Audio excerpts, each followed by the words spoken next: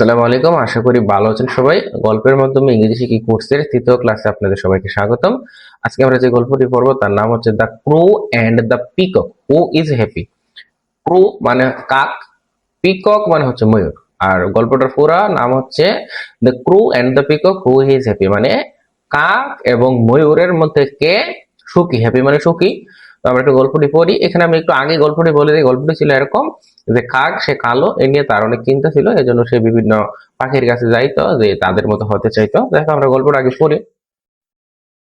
Once there was a crow. Once there was a crow মানে এক সময় একটি কাক ছিল। Who wishes to be colourful, যে কি হয়েছে রঙিন হইতে চাইতো অথবা সুন্দর হতে চাইতো, এন্ড বিউটিফুল মানে রঙিন এবং বিউটিফুল মানে সুন্দর হতে চাইতো। কালারফুল মানে রঙিন এবং বিউটিফুল মানে সুন্দর হতে চাইতো। লাইক আদার বার্ডস, অন্য আরো যত পাখি আছে তাদের মতো সুন্দর এবং কালারফুল হতে চাইতো। হি দেন সে তারপরে ওয়েন টু গেল।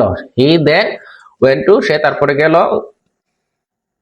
The parrot. The parrot, parrot মানে তুতা পাখির কাছে গেল। প্যারট মানে তুতা পাখির কাছে গেল এন্ড শেয়ার্ড হিজ থটস, এবং তার চিন্তা ভাবনা তার সাথে বলল। তুতা পাখির কাছে গেল এবং তার চিন্তা ভাবনা সে বলল।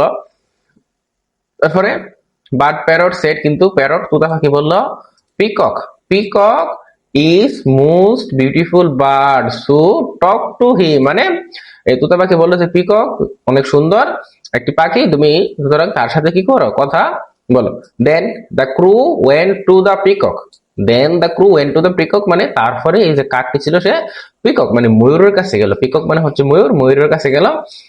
and told him এবং তাকে বলল about his look, এবং সে ময়ূরের কাছে বললো তার লোক সম্পর্কে, সে কালো, তাকে কেউ পছন্দ করে না, এরকম অনেক কথা বলছিল। যাই হোক, তারপরে দেন দা পিকক রিপ্লাই, তারপরে যে পিকক ছিল ময়ূর ছিল সে রিপ্লাই করলো, you are the luckiest bird that has never been never cast in life, and we because of our beauty stay cast and we are always free. আমি এটা একটু সংক্ষেপে আলোচনা করি। দেখেন, you are the luckiest bird, তুমি হচ্ছে কি সবচেয়ে ভাগ্যবান পাখি। You are the luckiest bird, তুমি সবচেয়ে ভাগ্যবান পাখি। দ্যাট মানে যে হ্যাজ বিন নেভার ক্যাচ মানে যে কখনো কি হয় নাই, ক্যাচ হয় নাই মানে খাঁচার মধ্যে বন্দি হয় নাই। ক্যাচ মানে খাঁচার মধ্যে বন্দি বোঝাইছে। ইন লাইফ মানে জীবনে কোনো সময় খাঁচার মধ্যে বন্দি হয় নাই, কারণ কাক কেউ পালেও না, কেউ খাঁচার মধ্যে বন্দিও করে না। and we এবং আমরা because of our beauty, we because of our beauty মানে আমাদের সৌন্দর্যের কারণে stay caged আমরা কি থাকি, বন্দি থাকি বা খাঁচায় বন্দি থাকি। and you are always free এবং তুমি সবসময় কি থাকো, ফ্রি থাকো। ঠিক আছে, তুমি সবসময় ফ্রি থাকো আর আমরা সবসময় কি থাকি, বন্দি থাকি।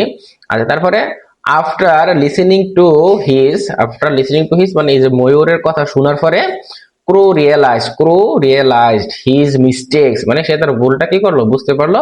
এন্ড থ্যাঙ্কড গড এবং সৃষ্টিকর্তা তাকে ধন্যবাদ জানালো ফর মেকিং হিম এবং তাকে তৈরি করার জন্য, লাইক দিস এইভাবে বা এরকম করে তাকে তৈরি করার জন্য। এন্ড হি এবং সে ফ্লিউ অ্যাওয়ে হ্যাপিলি এবং সে খুশি মনে কি হলো, উড়ে চলে গেল। তো এখানে গল্পটা থেকে আসলে আমরা যেটা শিখতে পারি সেটা হচ্ছে never compare yourself to others মানে অন্যের সাথে কখনো নিজেকে তুলনা করবে না। Be happy in what you have, তোমার কাছে যা আছে তাই নিয়ে সুখী থাকো। এন্ড হোয়াট ইউ আর এবং তুমি যা আছো তাই নিয়ে কি থাকো, সুখী দেখো। তো এই গল্পটা মূলত এরকম যে কাক সে কালো ছিল, এই জন্য তার মনে অনেক কষ্ট ছিল।